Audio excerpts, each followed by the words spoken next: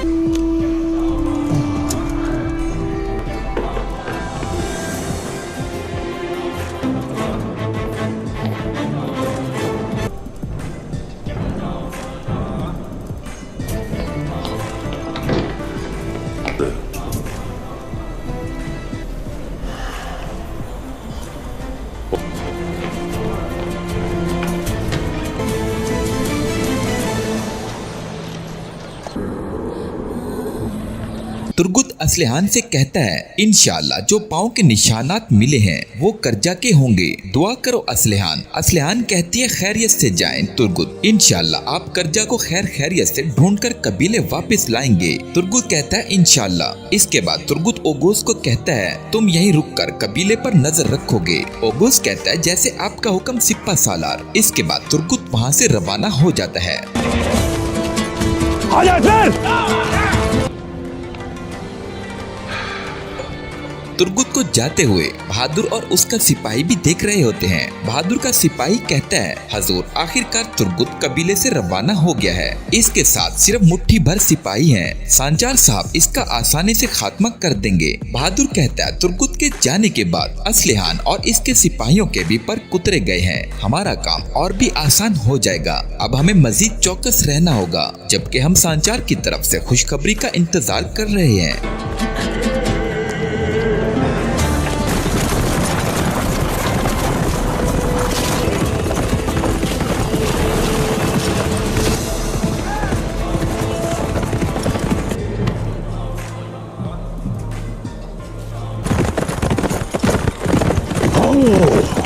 दूसरी तरफ तुर्गुत कर्जा के पाँव के निशानात ढूंढ रहा होता है। तुर्गुत कहता है, कदमों के निशानात इस तरफ जा रहे हैं।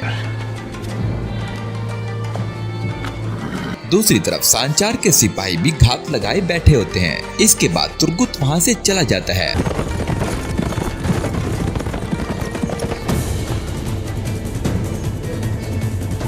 सांचार के सिपाही उठकर कहते हैं, सिपाही तुर्गुत हमारे जाल में फंस गया है। वो हमारे निशानात का पीछा कर रहा है। मत भूलो, ये जिंदगी मौत का मामला है। चौदार के इत्तेहाद और यकजहती के लिए तुर्गुत को मरना है।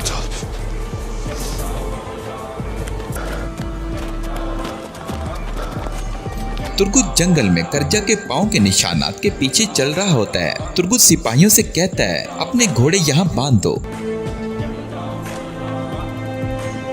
इसके बाद तुर्गुत कहता है, हवा में अचानक एक तब्दीली आई है। इंशाअल्लाह हम सब के लिए बेहतरी होगी।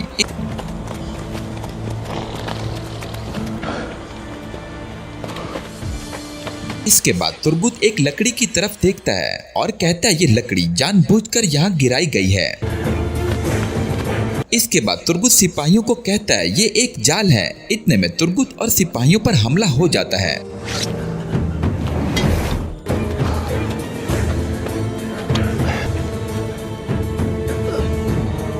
इसके बाद एक सिपाही कहता है सिपाही तुर्गुत अगर अपने सिपाही को जिंदा देखना चाहते हो तो हथियार डाल दो। इसके बाद एक सिपाही तुर्गुत के गले पर तलवार रख देता है। तुर्गुत कहता है अगर तुम में जरा सी भी मर्दानगी है तो अपने चेहरे आया करो और मर्द की तरह मेरा सामना करो। कर्जा कहाँ है? इसके बाद वो डाकू तुर्गुत के सिपाही का गला काट देता है।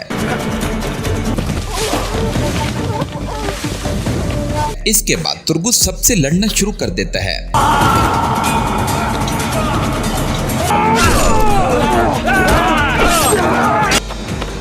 İyi misin kardeş? İyiyim Turgut Paşam.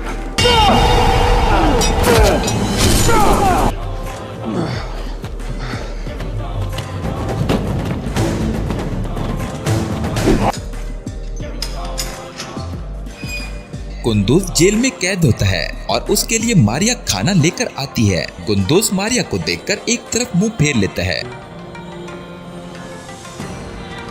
Maria कहती है अगर तुम खाओगे नहीं तो एक ताकतवर जंगजू कैसे बनोगे? गुंदूज कहता है जंगजू बनने के लिए मुझे तुम्हारे खाने की जरूरत नहीं। मेरी माँ के हाथ से पके हुए खाने खाकर मैं पहले ही सिपाही बन चुका हूँ। मारिया कहती है क्या तुम यहाँ से निकलना चाहते हो? गुंदूज कहता है हाँ। मारिया कहती है फिर तुम्हें अपनी ताकत महफूज रखनी है। अपनी कुव्वत बहाल रखने के लिए तुम्हें अच्छी तरह खाने की जरूरत है। गुंदूज कहता है मैं मजबूत रहूंगा। जिस तरह मैंने इस दुश्मन को अंधा किया मैं इस चालाक दारियुस का भी हिसाब जल्द लूंगा।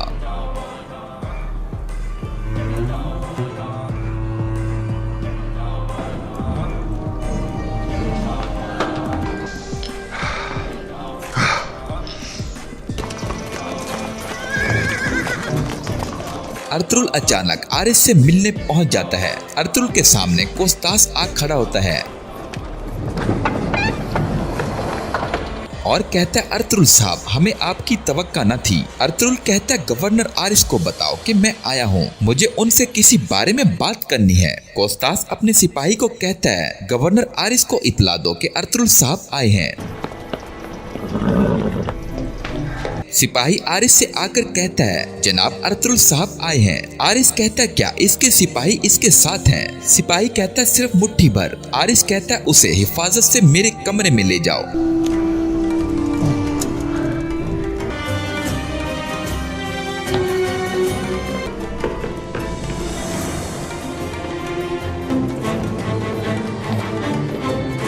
दूसरी तरफ बहादुर अपने खेमा में मौजूद होता है और अपने सिपाही से कहता है क्या तुमने सिपाहियों को इतला दे दी? सिपाही कहता है दे दी हजूर, मैं जल्द ही इन्हें जांच कर इनके हमले के लिए मकामात बताऊंगा। इसके बाद बहादुर बाकी सरदारों से कहता है आपने क्या किया? क्या आपने सिपाहियों से बात की? बाकी सरदार कहते हैं हमने बात की हजूर, आप मुतमईन रहें। बहादुर कहता है मत भूलें कबीले में एक कतरा भी खून नहीं बहेगा।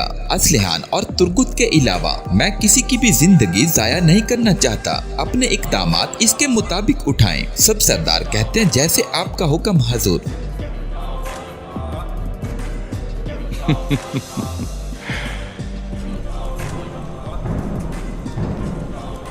दूसरी तरफ आरिस से मिलने अर्तुगरुल उसके कमरे में जा पहुंचता है। आरिस कहता है खुश आमदीद अर्तुगरुल साहब। अर्तुगरुल कहता है आपसे मिलकर खुशी हुई गवर्नर आरिस, आपकी आंख को क्या हुआ? आरिस कहता है एक बदकिस्मत हादसा। अर्तुगरुल सोच में पड़ता है जिसमें वो अपने बेटे गुंदूज से कहता है बेटा जो अपने दुश्मन को जानता है वो हमेशा हीरो होता है। तुम उसके कमजोर तरीन जगह पर वार करोगे, बिल्कुल जिस तरह बासित ने तीपे गूज की अकलौती आंख पर वार किया। इसके बाद अर्तुगरुल सोच से वापस आ जाता है और आरिस से कहता है जल्द ठीक हो। आरिस अर्तुगरुल से कहता है मैं आपके आने की तवक्का नहीं कर रहा था, मैं आपके आने का ममनून कैसे हूँ? अर्तुगरुल बैठते हुए कहता है मेरा बेटा गुंदूज कबीले से अगवा हो गया। आरिस हैरान होते हुए कहता आपका बेटा अगवा कैसे हो गया और वो भी आपके अपने कबीले से। अर्तुल साहब ऐसा काम करने की जुर्रत कौन करेगा?